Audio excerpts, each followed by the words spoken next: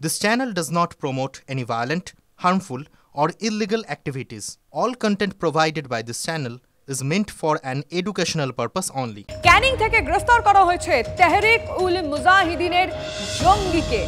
বাংলাদেশে পাড়ি দেওয়ার আগেই জালে জঙ্গি। এই মুহূর্তে বড় খবর, ধৃত জাভেদ আহমেদ মুন্সির বাড়ি শ্রীনগরে। তেহরিক উল মুজাহিদিনের সক্রিয় সদস্য সে এবং সূত্রের খবর, Javed Ahmed Munshi ID expert. 19 December Bangla এসেছিল তেহরিক উল মুজাহিদিনের জঙ্গি জাভেদ আহমেদ মুন্সি। শালক গুলাম গানাইয়ের বাড়িতে এসেছিল সে। গোপন সূত্রে খবর পেয়ে কলকাতা পুলিশ ও কাশ্মীর পুলিশের যৌথ অভিযানে গ্রেফতার এই জঙ্গি। যে জঙ্গির কথা বলা হচ্ছে তেহরিক উল মুজাহিদিনের জঙ্গি জাভেদ আহমেদ, তার সম্পর্কে কি তথ্য এখন অবধি সামনে এসছে সরাসরি আমাদের রিপোর্টার সিজার মন্ডল রয়েছেন, তার কাছ থেকেই জানবো। সিজার,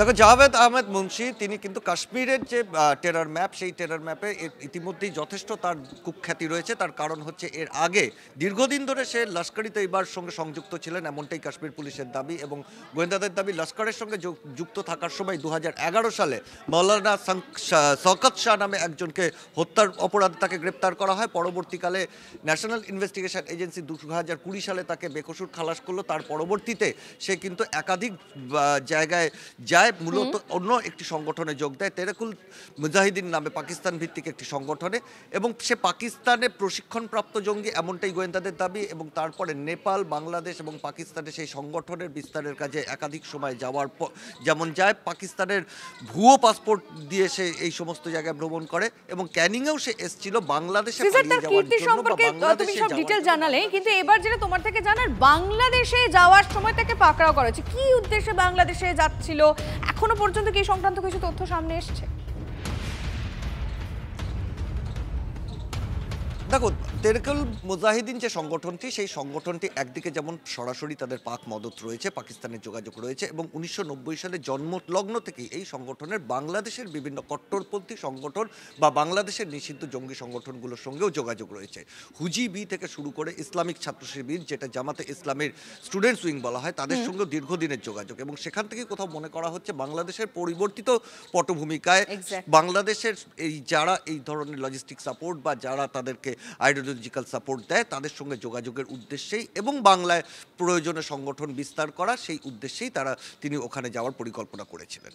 বেশ, নজর থাকবে সিজার। আপাতত ধন্যবাদ। এই মুহূর্তে বড় খবর, নজর থাকবে আমাদের এই খবরে।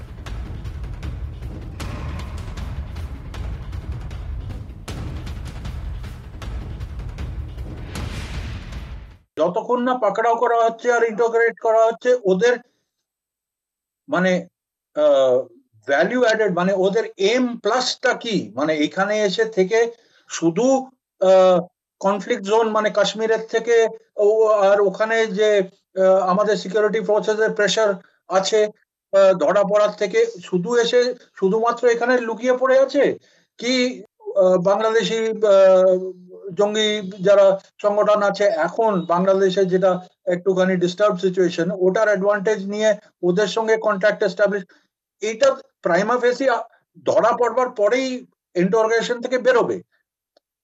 দ্য বেস্ট পার্ট ইজ যে ওরা ও এখানে ধরা পড়েছে তো, আর তাতে বেঙ্গল এসটিএফ এর ইনভলভমেন্ট আছে।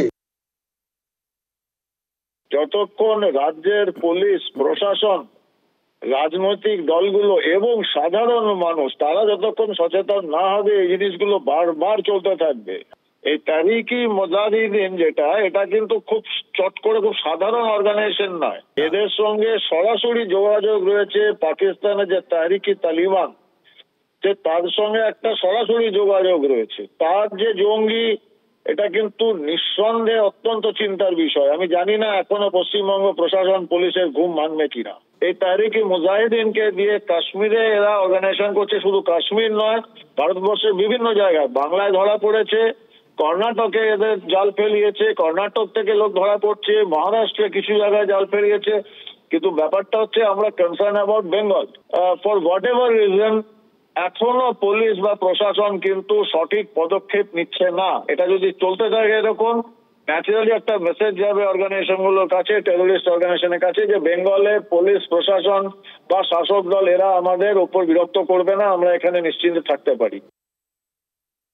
এখানে যারা বাংলাদেশের যারা জেল ভেঙে আসামি, যারা তাদেরকে ইউনূস সরকার জেল থেকে ছেড়ে দিয়েছে এবং তাদের ছাড়ার একটাই উদ্দেশ্য হচ্ছে যে তোমরা যে কোনো ভাবে ভারতবর্ষে ঢোকো এবং ভারতবর্ষের ক্ষতি সাধন করো। পশ্চিমবঙ্গ পুলিশ, কলকাতা পুলিশ, সীমা সশস্ত্র এবং বিএসএফ একসাথে যৌথভাবে আমাদের কাজের মধ্যে এগিয়ে আসতে হবে। প্রত্যেকের ইন্টেলিজেন্স গুলোকে কাজে লাগিয়ে যতটা সম্ভব যে কোনো ভাবে হোক এই জঙ্গি মুক্ত করতে হবে পশ্চিমবঙ্গ এবং ভারতবর্ষ থেকে। দেখুন, যে রাজ্যে একজন মন্ত্রী এবং কলকাতার মতো শহরের মহানাগরিক বলেন যে আর কিছুদিন অপেক্ষা করলে ওনারা সংখ্যাগরিষ্ঠ হয়ে যাবেন, উর্দু ভাষা মানুষকে শিখতে হবে, বাংলায় একসময় উর্দু ভাষাভাষী লোকের সংখ্যা বেশি হবে, সেই রাজ্য থেকে জঙ্গি ধরা পড়বে না তো কি বিজ্ঞানী ধরা পড়বে না? সেই রাজ্যে আপনি জঙ্গিই পাবেন, বিজ্ঞানী তো পাবেন না বা অন্য কিছু পাবেন না। তো জঙ্গি ধরা পড়ছে। আর ওই পশ্চিমবঙ্গ পুলিশ জঙ্গি ধরতে পারে না, ওরা শুধু ফন্দি আটতে পারে। জঙ্গি দেখুন কেন্দ্র সরকারের ইনপুট হয়েছে, এনআইএ বা কেউ ধরে নিয়ে গেছে।